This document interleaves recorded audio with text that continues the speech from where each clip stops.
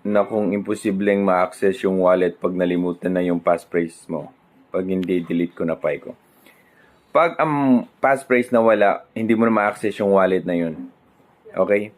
Pero pag may mga Pi ka naman, kasi continuous pa rin ang pagmamine sa Pi, mga Lodi. Continuous pa rin. Okay? Pwede ka pa rin mag-create ng wallet mo, i-update mo yung checklist mo, i-add mo yung bagong wallet. Ibig sabihin, hindi mo na ma-open kasi na yung old wallet mo, hindi mo na ma-open kasi wala na yung passphrase eh. Pwede ka pa rin mag-create ng bago.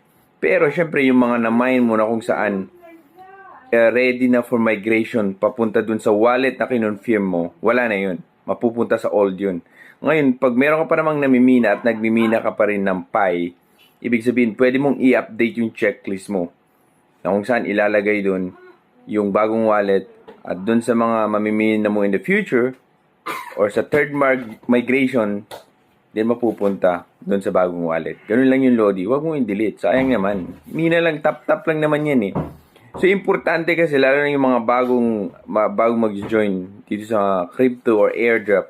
Okay, hindi lang Pi Network to. Lahat ganito yung patakaran. Kung merong wallet na na-create, make sure na save mo yung passphrase.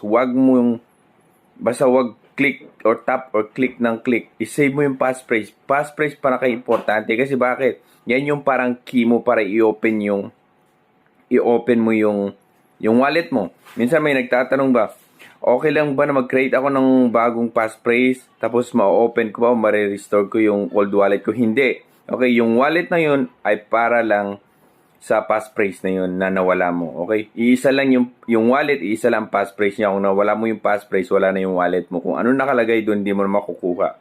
Unless hanap mo kung saan mo nilagay yung passphrase na yun. Okay? Passphrase, napaka-importante, Lodi. Okay? Tuloy lang pagmimina. Meron pa naman. Hayaan mo na yung mga Pi na kung saan masisend dun sa old wallet mo na nakalimutan mo na yung passphrase eh. Mag-create ka ng bagong wallet and then tuloy lang.